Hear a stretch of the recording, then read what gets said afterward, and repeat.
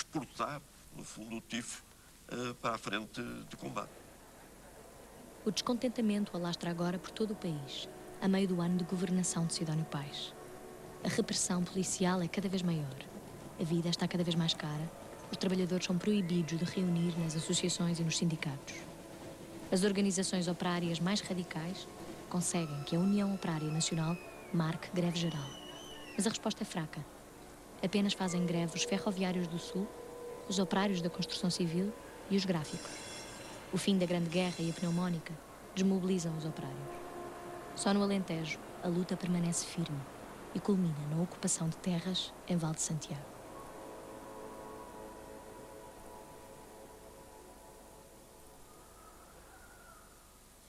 Eles, em Val de Santiago, levam a sério, isto é, tomam como boas as orientações da União Operária. Deviam haver um contacto em Gravão, na estação de caminho de ferro. Como há a greve dos comboios, o emissário não pode chegar. O confirma a eles que a greve é um êxito. Porque se não há comboios, o emissário não chega. É porque a greve, porque alguns diziam, é melhor a gente esperar, saber como é que se está a passar em Évora, em Beja. Não, a gente faz a nossa parte, os outros façam a deles.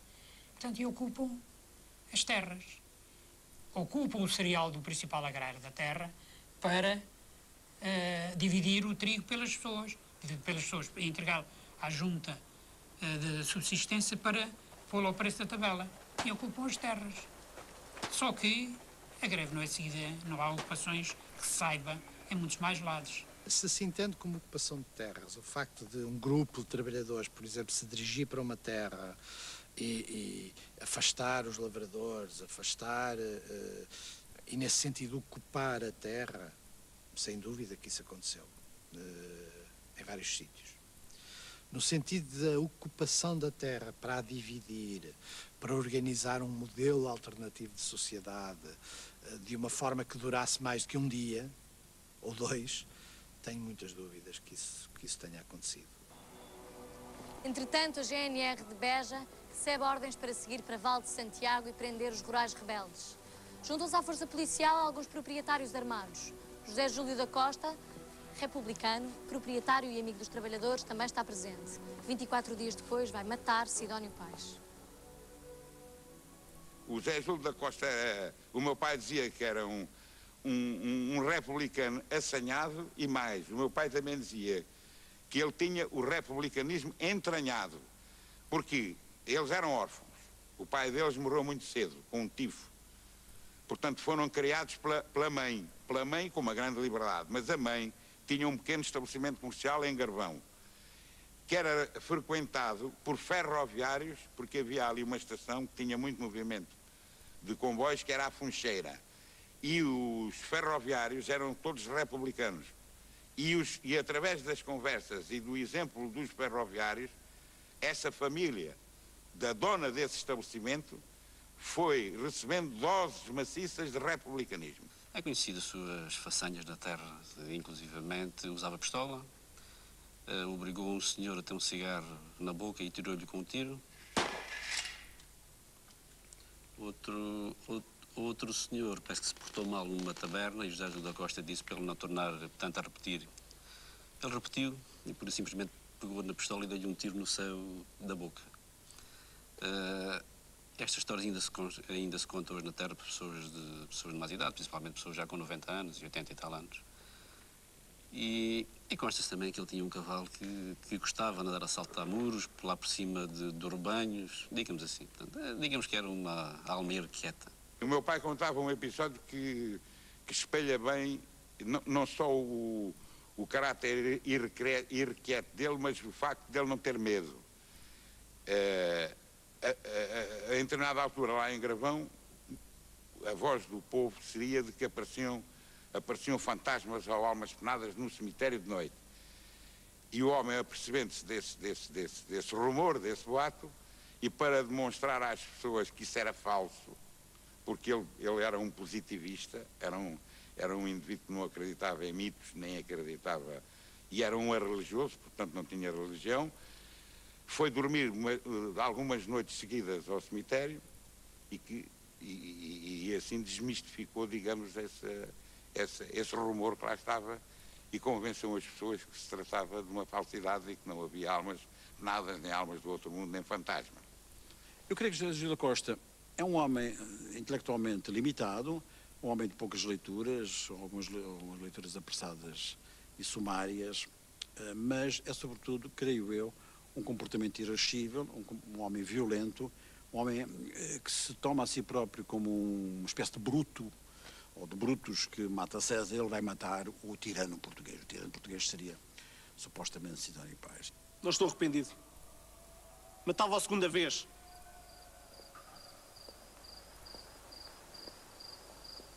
José Júlio é o representante do Partido Democrata na Vila de Garvão e, por isso, a personalidade com mais destaque na terra e arredores. Assume o papel de negociador entre a GNR e os rurais, cerca de 60 homens sitiados no Monte Alentejano. Fala com os líderes para que eles se rendam. Diz-lhes que têm a promessa das autoridades em como não serão detidos. E, portanto, eles refugiam-se no morro, sobranceiro ao Vale de Santiago, a aguardar os acontecimentos. A GNR já tinha sido chamada porque, entretanto, os agrários saíram das herdades e vieram para a vila, juntaram-se todos na Câmara Municipal, juntamente com os funcionários municipais, juntamente com os comerciantes, e armaram-se para o que desse e vier. Portanto, o ambiente era de guerra civil. Portanto, chegaram as forças militares, chegou um batalhão que saiu de Beja, chegaram ao GNR para dar caça aos grevistas. E é nesta altura que entra o José Júlio da Costa.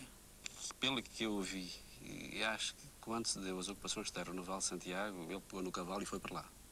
E foi pescado, digamos assim, pelas forças policiais que lhe pediram para servir de intermediário. Prometi que ninguém ia preso. Prometi. Desprender os trabalhadores rurais, a quem eu tinha dado a minha palavra.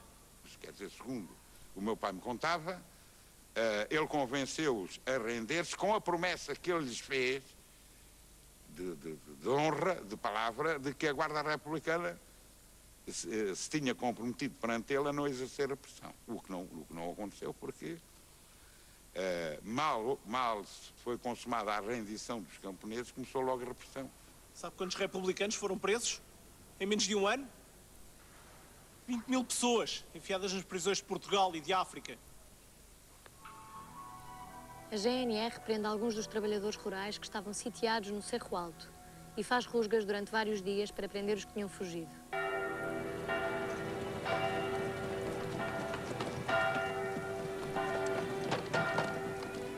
A caça ao homem termina em dezembro de 1918 com a deportação para a África, a bordo do paquete de Portugal, de um grupo de 30 grevistas.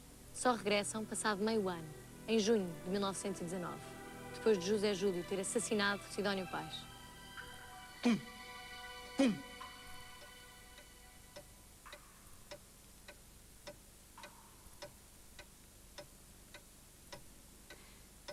Meu belo José Júlio da Costa. Se não fosse ele, nunca mais víamos os nossos homens. Quando foi da greve geral e ele foi falar com os nossos homens para se entregarem, disse-lhes: se os der à prisão, também os hei tirar de lá. E foi tal qual. Assim que ele matou o Sidónio, ficámos logo à espera de ver regressar os homens. Terá chegado à conclusão que só com a eliminação física do Sidónio é que conseguir resolver este problema, ou seja, conseguiria libertar as pessoas, contribuir diretamente para a libertação das pessoas e lavar a sua honra parcialmente, porque o equívoco da situação em que ele se tinha deixado cair, em que ele tinha caído, o equívoco ainda lá estava. Eu creio que isso é uma teoria muito elaborada, um bocado confusa e sem fundamentação real. Primeiro porque uma das poucas pessoas que se debruçou sobre essa teoria com uma certa seriedade, era um homem intrinsecamente sério, era um monárquico e cidonista, Rocha Martins, mas era um homem intrinsecamente sério, que lutou até contra o Salazar toda a vida, desmente essa teoria, pondo o José Júlio da Costa mais do lado dos proprietários rurais, de que ele era membro, uma vez que a mulher era proprietária rural rica. Eu tenho muita consideração pelo professor João Medina, mas não posso concordar com essa interpretação, porque a fortuna da mulher ao nível das terras estava em liquidação, porque eles tinham vendido. Boa parte do património já tinha sido vendido, tinha sido convertido exatamente nessa atividade social dele, desde a tauromaquia, à solidariedade e à partilha que ele tinha com as pessoas, não é assim? E com o pagamento de despesas. Aquilo que ouvi daquelas velhotas, como nós tratamos lá da terra, quando se referiam ao José Júlio da Costa, é que ele, quando matou o Presidente da República, Sidónio Pais, foi motivado pelas ocupações de terras no Val de Santiago. E foi na falta da palavra dada a José Júlio da Costa que se os revoltosos do Val de Santiago não se rendessem, que se rendessem não seriam deportados. Portanto, as forças policiais faltam na palavra dada, prenderam os revoltosos, deportaram-os para a África e José Júlio da Costa, 20 e poucos dias depois, matou tanto o Sidónio Pais na estação do Rossio.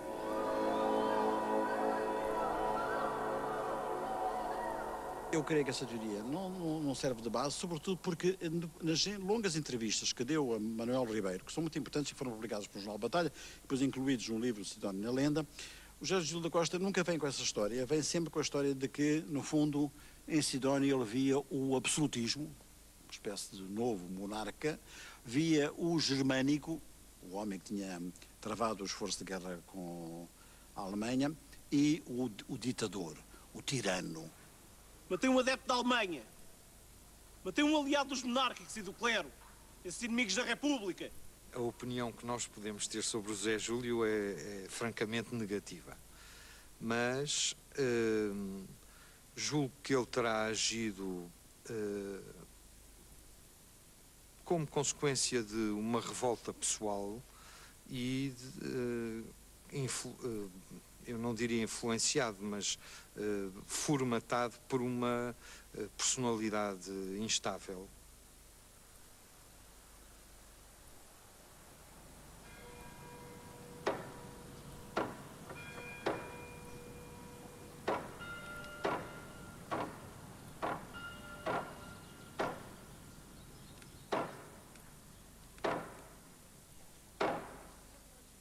Antes de partir para Lisboa, decidido a matar Sidónio Pais, José Júlio oferece uma ceia aos amigos.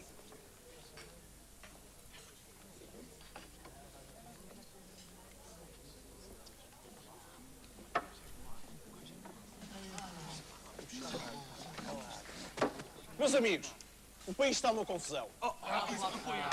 É preciso acabar com o Sidónio. Vamos pôr os monárquicos e os republicanos a matarem-se uns aos outros. Nos quartéis, já falei com alguns militares. Não deu em nada. Viva o Afonso Costa! Viva! Morte ao Sidónio! Morte ao Sidónio!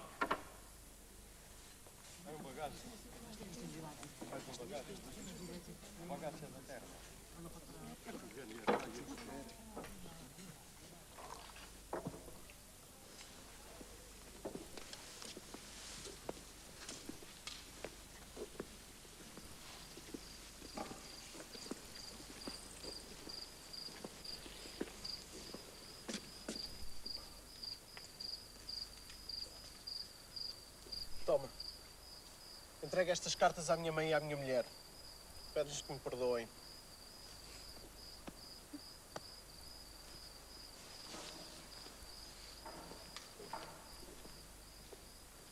Ele convidou realmente amigos e, de uma certa maneira, explicou o que é que se passava e o que é que vinha fazer. Trouxe, inclusivamente, um rapaz lá da terra com ele, veio para Lisboa, mas depois mandou de volta de comboio. Nessa ceia, digamos, foi a despedida, porque ele, segundo uma conversa da Sra. Augusta, há já muitos anos, que vivia junto à casa da família do José Júlio da Costa. Portanto, era lá de casa, digamos assim. Ele fazia contas de morrer nesse dia. Portanto, ele vinha com intenções de matar o Presidente da República, Sidónio Pais, mas estava a contar também de morrer. Portanto, esta ceia foi uma despedida para os amigos, para a família, para a terra. Claro que fiquei de pé, à espera da minha morte.